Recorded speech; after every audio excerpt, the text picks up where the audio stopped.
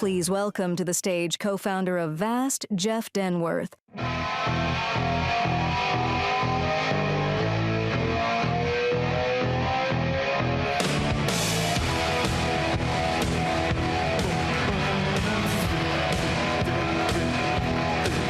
Holy crap! Does this look slimming? I wore black today to kind of shed a few extra pounds. Just say yes. Holy crap. First customer conference after working for 10 years. And the only time I went outside last night to talk to anybody, I got cornered by a woman named Michelle. Michelle, are you in the audience? Bracelet, Michelle?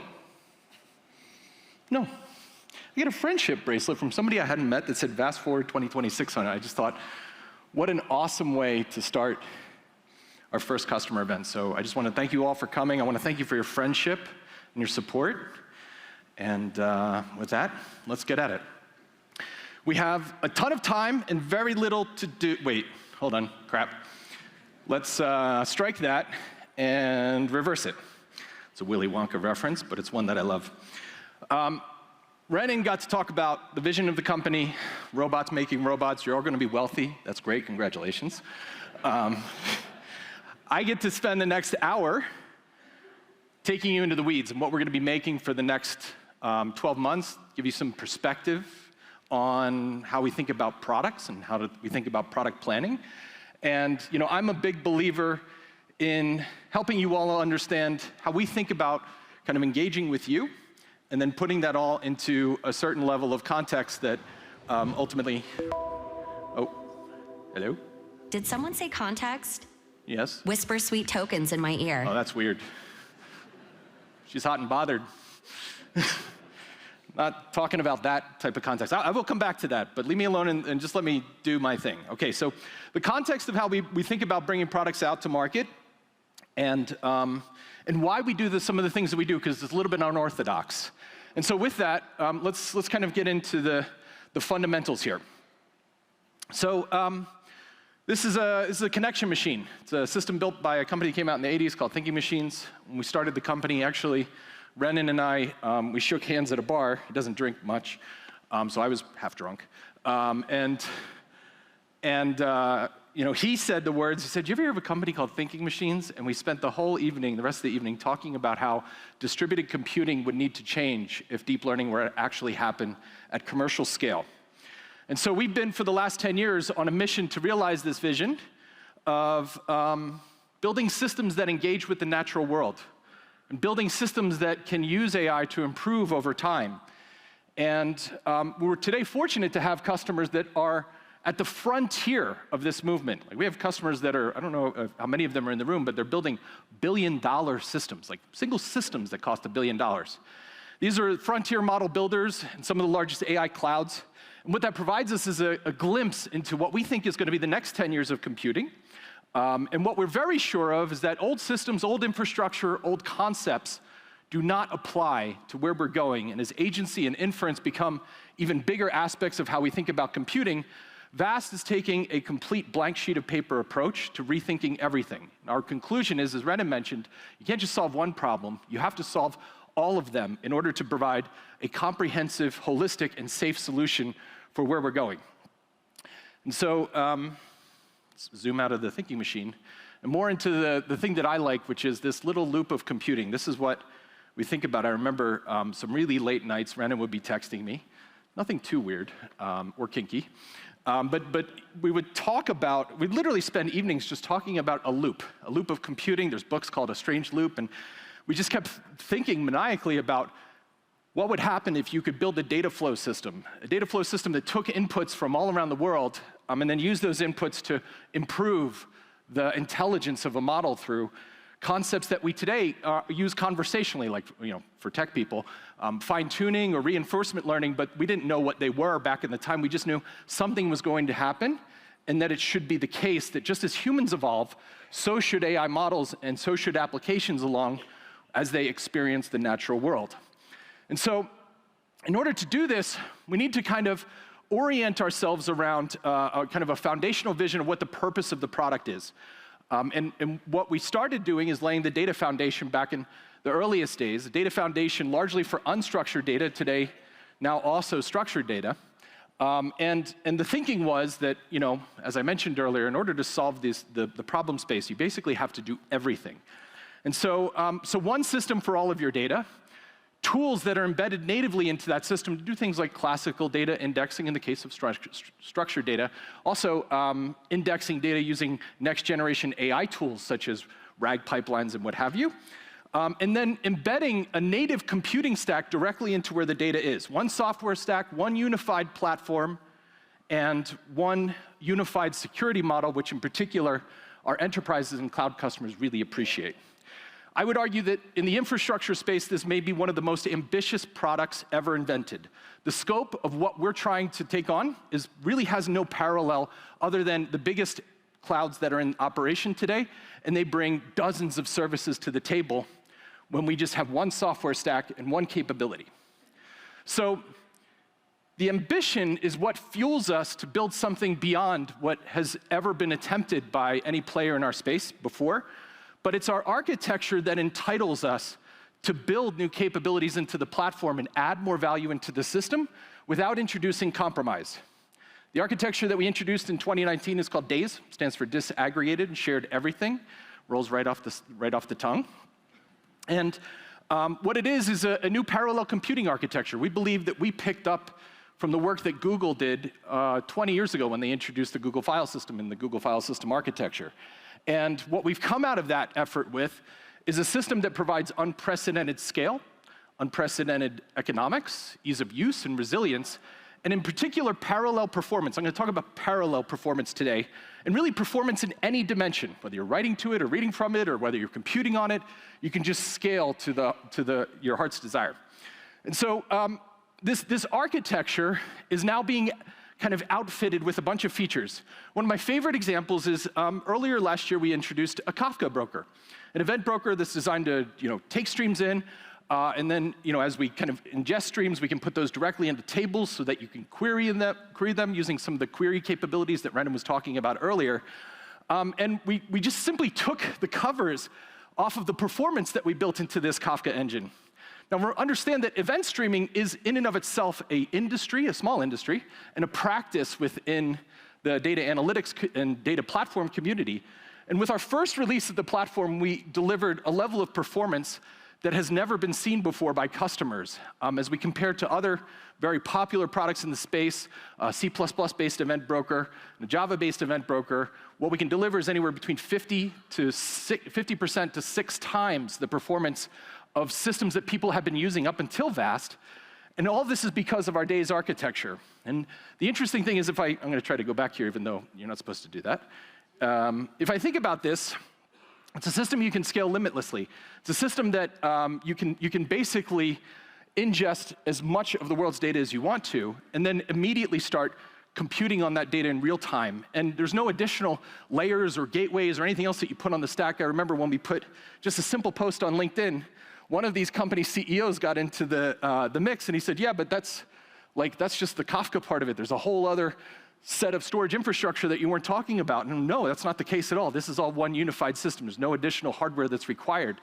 And so this is just a feature. And that's the interesting thing about VAST. We're going to talk a lot about our roadmap today. We're completely comfortable talking to you about the things that we're doing because we don't believe that anybody in the market can even get close to the capabilities that we're introducing. And as we think about it, we kind of dimension the product into 2 different kind of large bucket categories in terms of the types of data that we support. You have unstructured data. We also now have block storage, and block storage can support structured environments that you might create in VMs or databases that you might build. And then you have the structuring data environment where we can create tables and we can ingest streams. And in both cases, these get vectorized or indexed, both our structured data and our unstructured data. And we think about that, and the question is like, well, why would you do all of that when this has never been attempted by a company in your space before? And we think a lot about the future of agentic computing. So we have this architecture that's great. Which Tier 2 suppliers could disrupt our Q2 production, and what should we do about it? And it's pretty stupid to think that an AI agent will only look to process on one type of data as time goes forward. You're going to have all sorts of different modalities of data that get computed on by agents as they look to just accomplish tasks. I call this our Mickey Mouse slide. But you have unstructured data. Let's take that prompt where I'm trying to do supply chain planning, in the form of customer support tickets, call transcripts, emails that might come from my vendors that I need to understand in order to do some sentiment analysis on, as well as structured data that might fit in terms of support tickets that I have or inventory levels and things like this. And I put these all together, and an agent's task in the future will be to synthesize all of this and make smart decisions upon this data. And so that then kind of proliferates or expands at an exponential level going forward. We already have customers that are talking about deploying 2,000 agents per each employee. There's a thing called agent swarms. I don't know if you've ever heard of this, but it sounds a little bit like the Matrix. I remember when, like, Agent Smith was jumping on Neo, and there's like 1 trillion of them. Like, agent swarms are now a thing. And so, so the amount of computational intensity that will be applied on top of these data sets is unprecedented. And unless you have a new architecture and a full comprehensive approach to servicing this infrastructure, A, you're not going to get to a level of efficiency you need. B, you might even not ever get to the real-time processing capability that GPUs request. And if you can get anywhere near halfway there, you're probably going to kill yourself from the complexity of infrastructure management. And so we're bringing that all into one platform. We call it the VAST AI operating system. It combines all of these capabilities into one system, and then we take that and we expand it out to global scale. We've been working on a capability called the data space, came out about 2 years ago. And the data space allows us to basically federate all of your VAST environments into one unified namespace and one unified computing space where we'll be able to route functions across different clouds or different data centers based upon how and where customers want to compute according to least cost routing. And so the data spaces are kind of unlocked, where you don't have to have your data copied everywhere. You don't have to have compute in a single location. It kind of defies data gravity. And it's that thing that we've invented that just makes it easy for customers to build hybrid distributed cloud computing infrastructure. So what comes of that is kind of a deeply rooted approach that we've taken to allowing customers to compute where they want to compute. We are not opinionated about if you use this as a service. We're not opinionated as if you use this as a software stack that you deploy within your own data center. You can deploy it within your premises. We have vast customers that deploy in air-gapped environments routinely. Some of the most secure nations run their business, well, I guess not really businesses, but governments and business off of VAST.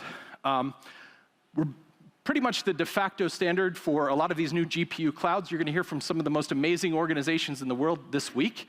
And we're also now working a lot with customers that want to deploy their infrastructure in hyperscale clouds. And so I'm probably doing this a little bit out of order, and we're not really practicing these like whole fancy keynotes where it's like, it's my extreme pleasure to announce to you, blah, blah, blah. So I'm just going to talk about what we're doing, which is something that we call Polaris. So what's Polaris? Polaris is the product of a new engineering team that we brought on board in Iceland, run by a guy named Jansi Steffensen. And Polaris is our cloud orchestration platform. And so imagine you have a large fleet of systems, maybe in one cloud, maybe having them across clouds, maybe you have them as if you are a cloud provider, you can deploy Polaris. And what we wanted to do was to basically build infrastructure that made it really easy and secure to auto-provision and deploy vast clusters wherever you'd like to compute in a secure way with audit trails and all sorts of orchestration APIs that tie directly into things like your cloud marketplace. And so, we've been working with the big cloud vendors for some time. You can deploy Polaris today on AWS or Google. By the end of this next couple weeks, you'll be able to also deploy within Azure and OCI. And so, if you want to learn more about Polaris, you should attend Jansi's talk. He's talking, I think, tomorrow or next day. Check your schedule. And he'll even give you a demonstration of this. It's a very, very powerful tool that allows us to basically really easily deploy within public cloud. Now, I'm going to use a technical term. It's called new stuff. This is all the stuff that we, I should have put the Polaris thing after this, but I didn't, so screw it, who cares? I'm getting a little bit ahead of myself. So new stuff is, earlier I talked about context. There's like the things that we do to kind of service customer requests. We'll put out like, point releases. We've got 2 big releases coming out this year, one in the next couple weeks. It's called 5.5, and I'm going to walk you through what's in 5.5. 5.6 comes out in late summer, early fall, and we're going to walk you through both of those. There's the big stuff that we do. Like we kind of, put ourselves out there, a little vulnerable, wearing a bracelet, and we kind of set long-range targets, give the engineering team some hard things to do that take more than a few weeks or a few months to develop. And so we're also going to talk about our next big target there. Now, one of our competitors, I guess you could say, they offer a subset of what we do. Just at a conference the other day, they said VAST is like 70% marketing and 30% lies, which I really liked. We have delivered on every single one of the promises that we've made to the market, and not only have we delivered, it's been a best-in-class capability. So not always does it come out at the time that we expect it to. 12 months is the target, but directionally we're okay. Now, if I look at what we've announced, or what we brought to the market over the last 12 months, I don't even have the time or the energy to walk you through all the features that we built. Other companies in the space, they might, pick like 2 of these features and make it their entire year. And we've released over 100 marquee features in the product that we're just delivering over and over again to bring more value and more applicability out of the VAST AI operating system. There's some small ones like SMB encryption up here. There's some grande ones like an AI pipeline orchestration system. And this is all being built into a product. We don't sell by feature. You get everything when you buy from VAST. So I'm 100% convinced that our innovation engine is without compromise. We have a team of just a little bit over 500 people. This is a recent picture of one of these teams that's in Israel. And, you look at this picture and it's like, okay, these guys are, it's not that big of a team, but they are delivering an oversized amount of effort. And then there's this guy that's in the front. I don't know if you guys in the cheap seats can see this. His name is Israel Block. And you would think, oh, he just fell down before this picture was taken. Couldn't be more the opposite. He probably delayed the picture by being taken to get this perfect pose. And you're thinking, oh, that's the only time he might have done that. No, we have like thousands of these pictures. So if you need more of them, this is kind of his shtick, and don't hesitate to ask for those. Yeah. By the way, he's going to be really happy when he sees this. This is like his big moment. Okay, so again, I said, we're bringing in all this capability, and I had a meeting with a customer a few months ago, and it takes me more than an hour to explain what we're doing anymore, and so customers have to really buckle in, as do you. Sorry, and so. At the end of the conversation, the customer said, well, we've never done this. I said, what do you mean? He goes, well, we've never tried to consolidate so many different services into a single platform. And I looked at that and I said, okay, well, there's a reason for that, which is typically products are built for a specific capability, and because of the architectures that they're built upon, they limit you from being able to expand capability. My favorite simple example is you have an event broker and a data lake. And the reason for that is that event brokers, you can't really analyze data in them quite well, so you make them small. And data lakes aren't transactional, so you make those big and easy to read from. But nobody ever thought, well, what if I could put those two together? And I'll talk about that in a moment. And so, nobody really eats a steak with a Swiss Army knife, even though you can do it. And the market for the longest time has resisted that. And our approach is one of breaking trade-offs. This is the core innovation. This is why VAST is one of the hottest infrastructure companies of our time. It's because we think about all the different dimensions of capability in a product, from security, resilience, cost, scale, performance, simplicity, and we want to build the best-in-class offering across all of those dimensions. And so this is really hard. It's to the credit of our architects and our engineers that we can do this. And it gets expressed every day in new capabilities that we bring to market. That today is powering, I did some, actually one of the guys on our team did some math around this, probably roughly $1 to $2 trillion of infrastructure in the market. So when you start to put all these capabilities into the platform, you get some interesting outcomes. This is a program or a project or a deal. I guess we're working in the Middle East. I was talking to Fatima, who is our sales engineer out in the Middle East in Dubai. I was there the other week. She said, we're in this deal. And we're working with a customer who has hybrid infrastructure. And if we're looking at it from a storage perspective, it's roughly the same cost. VAST versus they had some Dell hybrid infrastructure that we're running.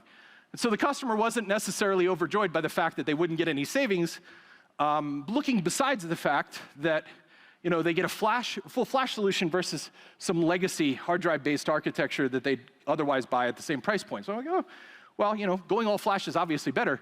But then they started to do the calculations of what their entire pipeline would require. This is a customer who's building a RAG pipeline. And so if you're building a RAG engine, you need a vector database. Sometimes that can be in memory. You need pipeline and orchestration tools. And so they looked at 2 other solutions in the market, and they realized VAST saved them anywhere between 30 to 50% when you look at the totality of what they were trying to build. And everything's in the system. As I mentioned, we don't charge by features, and it's super, super efficient as we've implemented this. So let's start building. 2026, we're building out a lot of new capability in the system. And we'll start with the thing that most of you know best, which is what we call the VAST data store. Oop. Yeah, we're just gonna zip through that. So what's the data store? Data store is, we used to call it universal storage. I think of it as an adjective anymore. It is universal in terms of its capability. And the data store is our unstructured data system, high performance NFS and SMB, our object storage system, high performance S3, our block storage system, high performance NVMe over TCP, and then a new, I'll call it application more than an interface per se, which is key value caching. But there's a lot of interesting things that we're doing here, so I wanted to talk about that. So 5.5 is coming out just a few weeks from now. We're adding capabilities like shrinking your systems. This is something that customers have been asking for forever. We're like, why are you ever going to shrink your systems? Just keep growing and giving us money. And they're like, no, no, no. So, we're adding that. Block asynchronous replication. We're adding support for VM cloning and vMotion. And then later this year, we're bringing 2 capabilities out largely for high-performance computing and AI customers. The first of which is job-level quality of service. This is something we're working with mostly like Department of Energy customers who are building very, very large supercomputers with VAST, and they want to be able to give service classes to users based upon their job IDs. The next is S3 over RDMA. It's not going to ship for the next couple months, but we already have some performance numbers that come out of it. This is a 200 gigabit client, or 200 gigabit a second client. So we're largely getting to line rate in this machine from a TCP perspective. As we add RDMA, in the case of a get or a retrieval, we have a 5% reduction in performance, which is obviously a bug that we're going to fix. But on the flip side, if you look at the puts, this is where the acceleration kicks in, where you get closer to line rate, roughly like an 81% improvement using S3 over RDMA. The cool thing is that you also just get all your CPUs back in your host, because now you're doing 0 copy into the machine. And so you get your computers back while you still get even better performance going into the machine. Now that's good for a lot of the AI work that we do, like checkpointers and data loaders. It's becoming increasingly important for things like key value caching.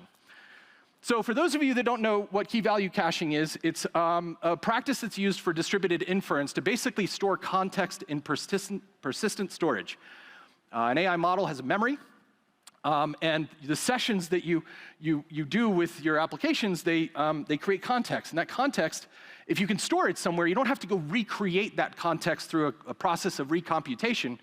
And that turns out it can save you a ton of time and money that gets measured in what we call the time to first token. So we've been working with Nvidia. They called us. We'll be working with them on Dynamo, which is their distributed inference infrastructure. They called us around December and they said, okay, we're getting ready for CES and we're going to talk about some new applications of key value caching. And we started talking with them about a new application of VAST as it relates to powering this high performance workload where you might need as much as like 18 terabytes per GPU that you have to deploy in addition to the other storage that you already deployed to GPUs. And so in our case, because we have a very unique architecture, the Dase architecture, what we realized is that we could take our logic, some of you know this as a CNode, we can embed it right into the host, and basically break away from that classic paradigm of client-server computing where you have a lot of clients and a few servers. Now, every single host can have its own distributed VAST server. And because our architecture is explicitly and embarrassingly parallel, what that also means is that no 2 servers talk to each other. There's not going to be any hotspots. Every single machine has its own dedicated storage system, which is pretty cool. And so now we're kind of like working to configure this within customer environments, and we're working with a capability that Nvidia has built as a DPU, a data processing unit, and they call it Bluefield. As we step up from Bluefield 3 to Bluefield 4, some interesting things happen. where Nvidia has more than doubled the amount of CPU capability and RAM within basically like a smart NIC. And that becomes essentially a server. If you look at this thing, it's got 64 ARM cores, 128 gigabytes of RAM. That's a server. So when we put our software in there, it becomes actually possible to do so. Now, the nice byproduct of that is for roughly about every 1,100 GPUs, you don't have to deploy another 256 physical VAST CNode servers. So your cost savings is off the charts. Your power savings is also quite considerable, where you can reduce power for your infrastructure by about 75%. And so, this is a great new evolution of our architecture, where we're creating new configurations for it. We're doing this in partnership with Nvidia, and it'll be available around like the Vera Rubin shipment timeframe. And I believe it can only be done because of us. Now, that parallel architecture that I talked about earlier means that you can do some interesting things out of band. So I can have a GPU machine that still blasts data or retrieves data directly from the SSDs. It's a zero-copy operation from a VAST CNode sitting in a GPU machine to any SSD that might have the tokens or the KV cache that it needs. But we can have other servers alongside of those machines that are doing some of the background data processing for VAST, like erasure coding your data and doing data lifecycle management, so you don't have like an endless amount of KV cache that's jamming up your environment. We can add audit tools for regulated environments, encryption for regulated environments. All that can happen to the side because of the Dase architecture. And so now you don't have to compromise. You can get all the performance that you want and all the data management that you would expect to get if you were going to deploy into a regulated and very secure AI environment. And if you want to find out more about this, we have somebody from Nvidia that's joining us, Vikram, who's one of the architects on Dynamo, as well as Anat, who's our director of AI infrastructure. You should catch a session called Breaking the GPU Memory Wall. Okay, so that's the kind of the unstructured data side of the house. VAST Database is one of my big passions. I think we've done some amazing things here. And think about this as a system for all your tables, all your event streams, all your vectors, your data catalogs for unstructured data, as well as logs. The system has its own embedded SIM, essentially, in it that allows you to query on logs of anything that happened within the system. And so this is done in a lot of respects without compromise. Earlier, I talked about this idea that you can build a system that is both transactional and analytical. This has been thought of as kind of like a mythical unicorn in the market. People for the longest time have thought, okay, I need an online transaction processing system, and then I need an OLAP system for my analytics. And we're all about breaking trade-offs, and the Dase architecture is what entitles us to do that. And so when you bring these together, that mythical creature that I talked about comes into perspective. The term in the market is called HTAP, Hybrid Transactional Analytical Systems. We write in rows, we query in columns, just like a standard data warehouse would be. And when we write faster than any of the world's event streaming infrastructure. And when we query, we've optimized for flash and for parallelism and concurrency. And with all of that, it means you have the fastest data warehouse in the market combined into one. When you put those two together, there is no divide between your real-time data and your analytics infrastructure. And we think this is absolutely critical as we move to the world of agentic data processing, where agents will just expect the most access and the fastest access at real time times 1,000,000 or however many agents that we deploy. So let's look at some performance here. I pulled a few selective numbers. We did TPCDS is like kind of the de facto data warehousing testing tool in the market. A few of the 99 queries within TPCDS are quite data intensive. So we picked the top 8 and we said, okay, what's the benefit of having something that's flash enabled versus the conventional data structures that people use in data science? And what you get is anywhere between a 2x to a 3x acceleration, which means you need 1/2 to 1/3 the number of computers to achieve a computational objective, which just saves customers money.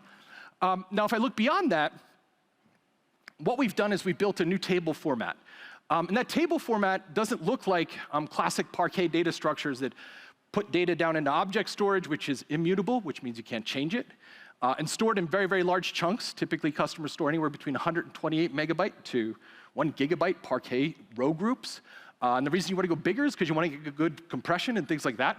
So we said, okay, well, if you have the power of random access media, why wouldn't you exploit it? And so we built this row group, which has a size of around 32 kilobytes, which means it's about 4,000 times smaller than what data engineers typically deal with when they're kind of munging on their data.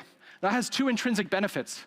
The first is whenever I go down and I do a query selectively against infrastructure, I'm not only using a lot less disk resources, but I'm also using a lot less compute resources to go and sift through this data. So customers save, and the sifting is what I just showed you there.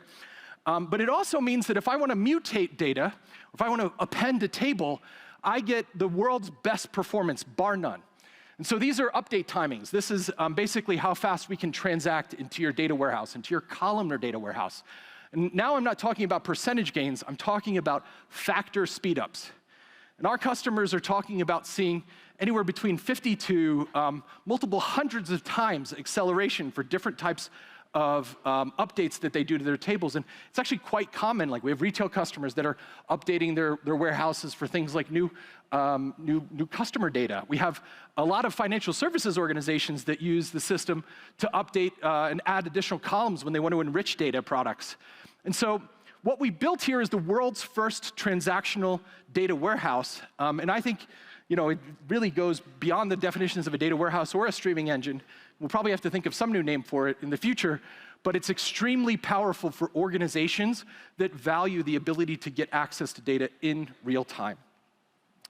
Okay, so I also talked about another data type that we support, which is vectors. Vector databases, very, very important for things like RAG operations, retrieval augmented generative AI. RAG basically allows you to run unstructured data through a pipeline, vectorize it, and then have other Gen AI tools that can now converse with your data using those vectors and doing similarity search between vectors to find nearest neighbors of what they're looking to understand. So there's really two approaches that customers can use today to build vector databases. And a lot of this is a byproduct of the old architectures that organizations have been using. Approach number one is by a crap load, I was going to say another word, a crap load of memory, and I really mean a crap load, that you could build into a set of vector database servers and try to keep all of your indices and all of the data that you'd ever need to search upon in memory. Now, what people don't understand is that the early RAG projects that we've been working on are quite limited in terms of the amount of data that gets vectorized. So you have a limited number of vectors and not always a high degree of dimensionality. As RAG is starting to move into being like a core business process that might be used to distribute, to manage a large-scale service, or to kind of be infused into business logic that might be at the front of a business, there's a lot more data that's coming into these machines. It's not just tools to give your HR department so a chatbot can tell you how to take time off. These are like real, and I'll give you a real example in a moment, real large-scale data streaming operations where vectors are critical. And so as you get into the many hundreds of billions and trillions of vectors, that just becomes completely impossible to afford to put into memory. And up until now, people have been doing it because there's no other choice, other than to completely squander your GPU resources by building a tiered architecture. We have some of your data in memory, and then you have the rest of your data, the bulk of your data, in some sort of like low-cost object storage. And so on one hand, I just took an example of 1 trillion vectors at 768 dimensions. My back-of-the-envelope math is that you would need about $40 million just to build a set of vector database servers to keep that all in memory. If you can buy memory today, which turns out is really tough. Or you just kind of like say, screw it, I'm going to waste all my GPU resources, but I don't want to have to go to my boss for 40 million bucks, and you put that into some tiered system. Now, if we go back to the VAST architecture, what you have is parallel processing that runs across basically persistent memory that lives on the other side of the Dase architecture network in the form of high-performance, low-latency SSDs. And all of the CPUs can see all of the data, which means that from a search perspective, you basically can have a single hop from a CPU that is handling vector search to essentially any SSD that has the vectors that it's looking for. We're adding a bunch of accelerations for vector search in the platform today, and what you get from this is a level of capability that, frankly, most customers that we talk to didn't even know this is possible. Now, we're tilting more towards customers that have those trillion-scale vector problems, and what they're seeing is some very interesting outcomes. So first, from a performance perspective versus the hybrid approach, assuming you can't afford something that's all memory at 1 trillion vectors, you're talking about an 11x speed up in the amount of performance that you can get for search operations with VAST versus an open source, very popular, scalable vector database that's in the market that you can implement as a hybrid system. That directly translates into money. And so we think about it in terms of the cost of vector searches, and you can basically reduce the cost of search by about a factor of 10 as well. And so, we're really excited about this. And again, just as with the event broker story that I told earlier, this is just a feature. It's a happy byproduct of this architecture that we built that continues to pay dividends as we work with customers. And so the VAST database now is quite broad in its applicability. We have the ability to interface with applications via either, when developers want to write to it, via Python. We have plugins that can accelerate both Spark and Trino. We have our own event broker that's Kafka compatible. We've also written ours in C, but it's just much faster than anything else that's ever been delivered, as well as much more parallel. And then we're also working, to some extent, on our own internal project, our own query engine. We just call it the VAST Database Query Engine, for lack of a better word. And what that has support for is SQL, as well as LangChain and LangGraph access for vectors. So it's largely being used today for vector search.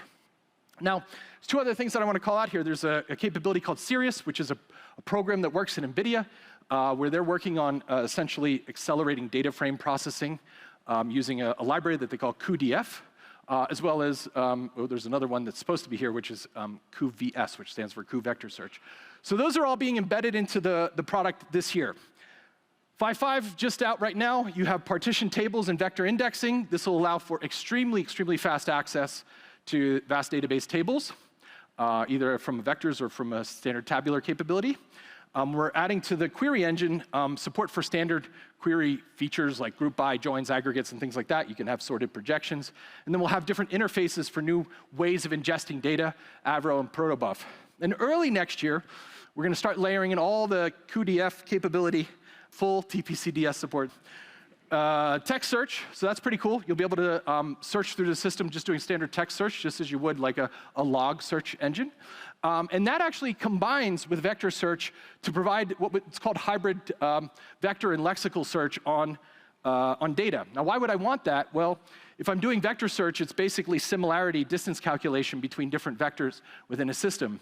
And that's fuzzy math, right? And so some banks that we work with, for example, don't love that because you're dealing with statistical probability versus, omniscience and full accuracy. So text search comes on top of this to allow us to be completely certain of the results as they're kind of streaming through the query engine. Okay, so then, so we think about all this. I talked about a few things that we're doing with Nvidia. I've talked about KV caching. I talked about cuDF, cuVS.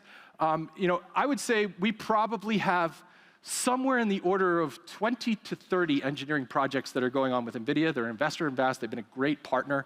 We work with a lot of their largest customers. And that gets clicked forward today.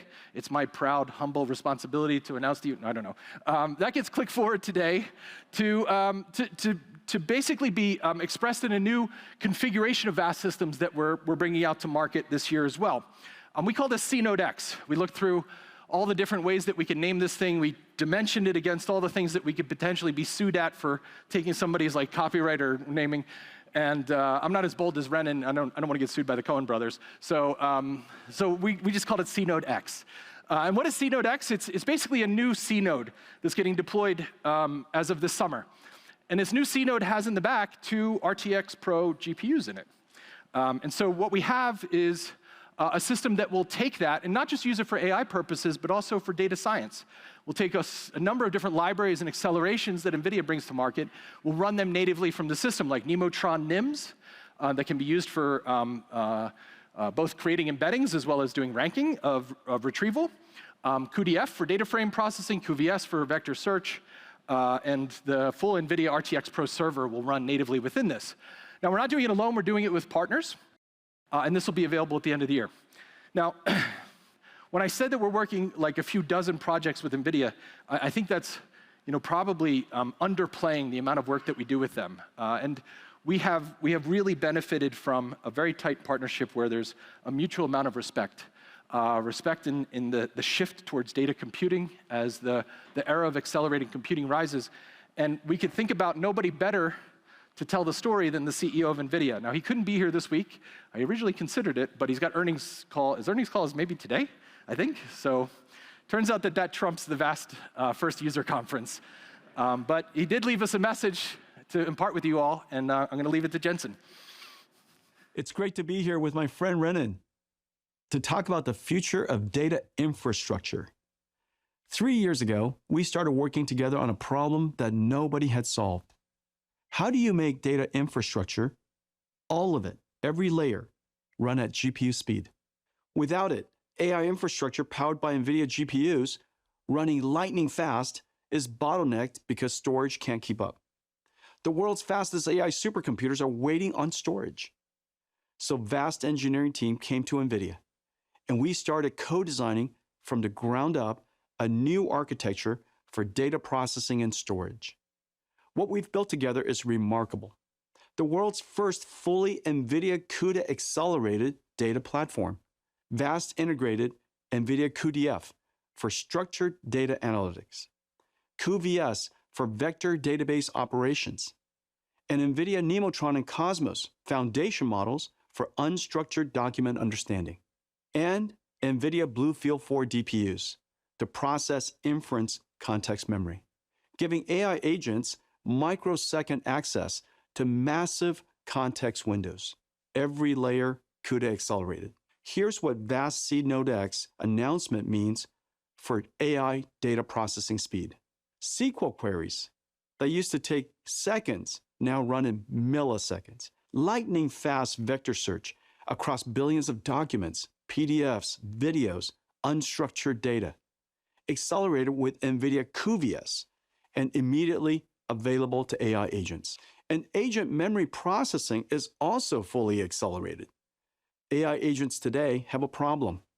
Every time they start a new task, they need to reload their context.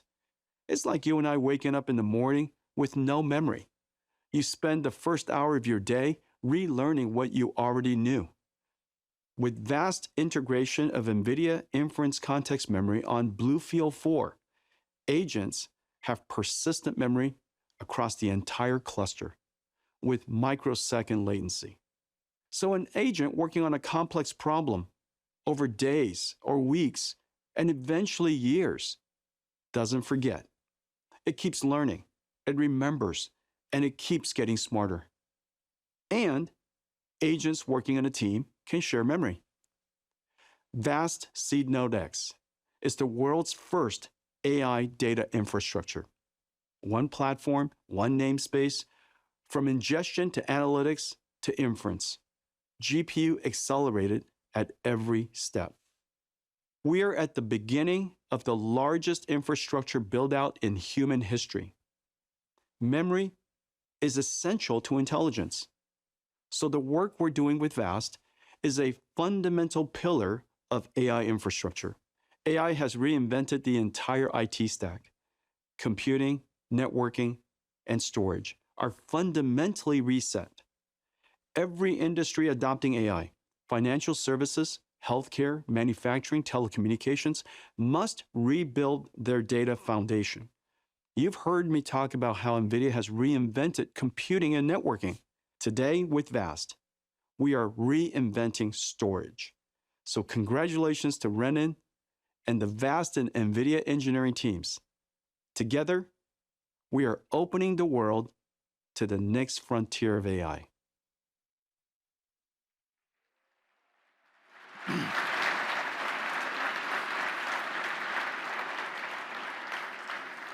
He's a pro. That guy's good. You're not getting anything close to that with me. But yeah, the partnership with NVIDIA has really been great. And we have some more in store. We're going to save that for GTC. And so just wait. And we still have some more surprises to unveil this year. OK, so the big development that we have this year is the data engine. This is essentially the native data processing layer that lives in the system. Renan likes to say, for the last 10 years, we've always run functions in our system, but functions that kind of work at the service of the storage in the database system, like encryption, data reduction, things like that.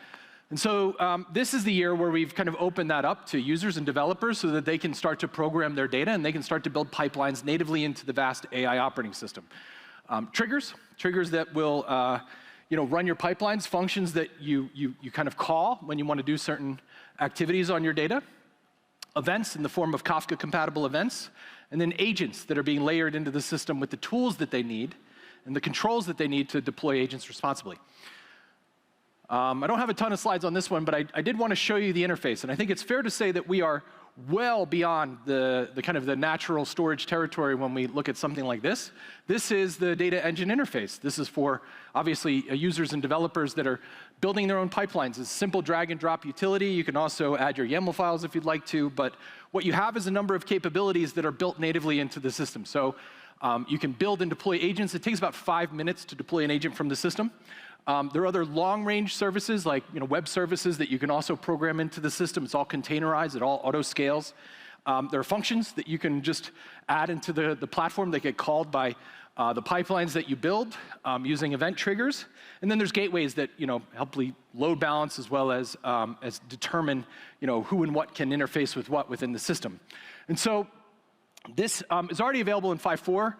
It's getting better in 5.5, and then by 5.6, which happens late summer, you'll be able to deploy agents natively within the system with a full stack of observability tools that basically give you a comprehensive view of everything that's happening, even for complex multi-agent pipelines, all from one platform. Now, this is when we get to using the term VAST AI operating system most commonly, because we think about it as a system that goes all the way down to the device driver level in terms of where we engineer, and comes all the way up to the SDK or the user interface or the developer interface that people use to kind of build their applications.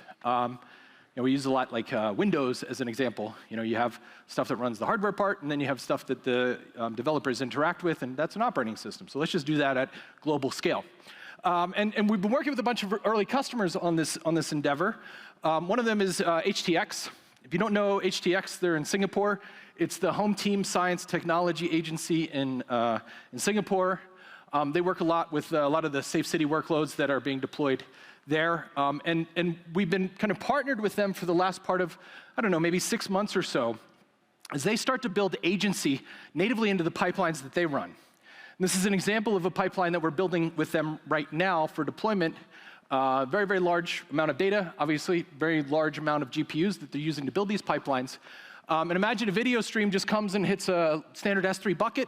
Once the system identifies that there's a new video in the system, it will trigger a function, and that function will then send a Kafka event to a chunking engine. So this is a process that basically breaks a video into a number of different pieces as they can be processed. Those chunks get stored down into the VAST data store, and then there's a second operation that happens that's more AI-centric. This is using NVIDIA's Cosmos models. They're basically embedding the data. So an AI inference engine will read that data. It will create a contextual understanding of that. Those vectors will then be stored in the vector database at massive scale. And then the next thing that happens is there's a second set of agents that kick in. And these agents are basically the action agents. These are the ones that are working on remediation. So let's say you have a fall or a traffic accident. Maybe there's a fire that's broken out. And so this is the thing that really woke me up to the power of agency, realizing that for the first time ever, you have systems that can reason. So they don't just think, classic computer vision looks across a frame within a video and says, okay, here's a ball, here's a horse, here's something like that. Agents can look not only across frames to get the contextual understanding of what's happening in a video, but they can also look across frames. They can triangulate what's happening there against some other data products that happen. And so some really, really powerful possibilities come out of this idea that you can now have reasoning engines look through this data and start to act on the data. And so we've been working with HTX for some time on that, and they're just a great partner and customer that we love to work with. But they've been doing a lot of their own development. And we think about this idea of a thinking machine. It should have a set of apps that run with it. And so we're not really an application provider. As Renan mentioned, we're not a model builder. But we want to build an environment where customers can basically bring their models and their applications into the AIOS.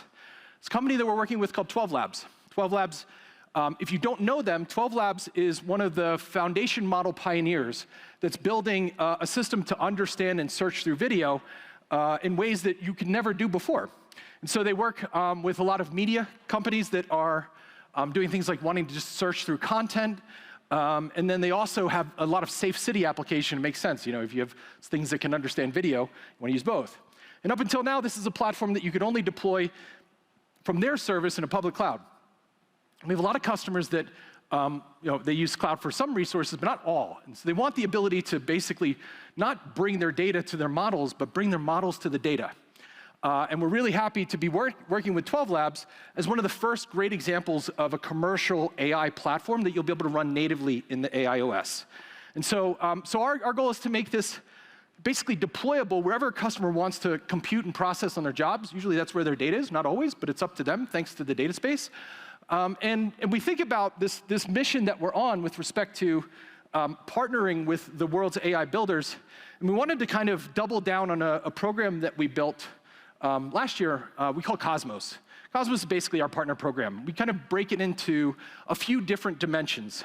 You have cloud partners that we work with, you have channel partners, global systems integrators, you have technology partners, and then you have like platform partners that we work with. These are more hardware-centric organizations. And we've got, I don't know, maybe a few hundred organizations that are now part of what we call the Cosmos.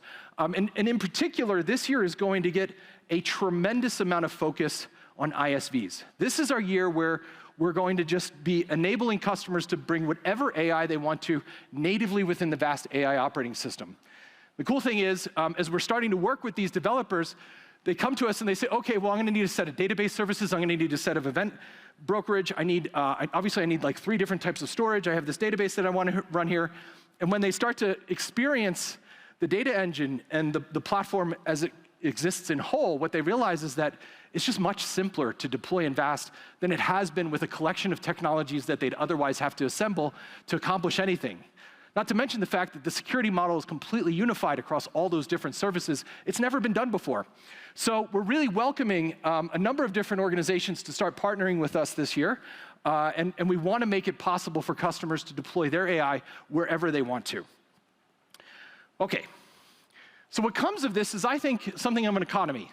An economy where VAST, and actually this user conference is some representation, is a physical manifestation of that economy. We have partners here, we have customers here, we have obviously a few VAST people here, and we sit in between applications, infrastructure, and services, and are trying to be this glue that brings everybody together in this community that we call Cosmos.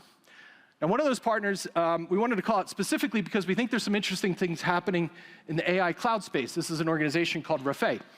Refay builds a cloud orchestration system that's used by a lot of the leading GPU clouds to go and build services out. So VAST, as I mentioned, is basically the standard in this space. So it makes a lot of sense for them to build with us a set of storage services that ultimately, users can invoke without, just from a standard like, I don't know, like cloud orchestration panel that they can use for, invoking different types of classic storage services. You can also deploy Kubernetes natively from the system as well. And once I do that, then I have to pick different types of storage. You got block storage, you got file storage, you got object storage. All of this is very consumable, but the really interesting thing that we're working on is helping organizations now build in data processing services into that same framework. And up until now, most of the AI clouds that we work with have fairly limited services. It's GPU by the hour, you get some storage with that. And what they're realizing is that the AI labs that they're working with and the enterprise customers that they're working with want a more comprehensive solution for total data processing, and they get that with VAST. And so we're working with some of the world's leading cloud orchestration players to basically build something that's holistic, all into the thing. Okay, what? You mentioned something about context. I did. Okay, so now the final thing. Okay, so context.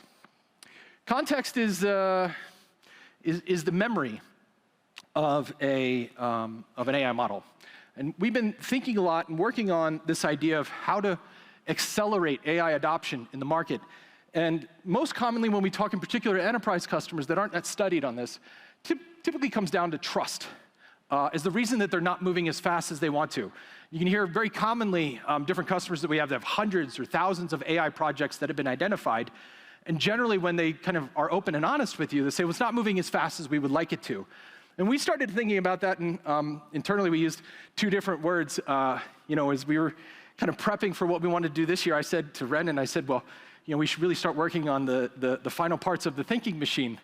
And he said, no, we're going to do the boring stuff. So Elon already called the company the boring company or something like that. But we realized that we also need to build the boring machine as well.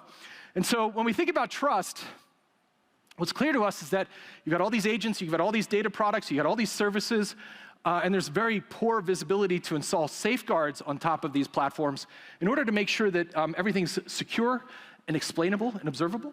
And so as a result, we're working right now, and this is the thing that we'll be bringing out in the next 12 months, is a capability that addresses what we see as one of the critical vulnerabilities or challenges with AI today. You have multiple different forms of state or I/O or communication. We don't really know what even to call the words. But you have an agent that has a memory. That might be the RAG retrieval. It might be other types of memories that the agent has been kind of programmed with. You have a communication between agents that is largely unguarded today. You have two agents, and it's very difficult to explain what they're communicating with each other. And then on top of that, you have all these different tools that agents get access to. These are called MCPs, Model Context Protocol tools. So this could be other data sets, this could be web services, this could be other agents that can be invoked as tools that work at the discretion of the agent. And then the other thing that happens is that these agents, these models are being continuously fine-tuned or using reinforcement learning. And the question then becomes, well, what are they being fine-tuned with? And do I know absolutely, and do I have full confidence in this idea that I trust what's being done? And so, we're going to take a stab at solving this with probably the most magical product name that we ever came up with, which is the VAST Data PolicyEngine. And so what's the PolicyEngine? The PolicyEngine is first a declaration that nothing can happen within a system without being completely controlled. So everything is in band with respect to what we'll be doing in terms of managing and enforcing policy going forward. And think about this as an arbitrator that sits in the system between an agent that's trying to accomplish a task and other agents that it may try to communicate with to accomplish that task, as well as the tools and the memory that that agent has access to.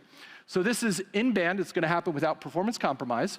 And it's essentially this policy enforcement point that runs within the system that can make sure that everything you're doing is completely to policy. And as a unified system, we probably have the best opportunity to do this right.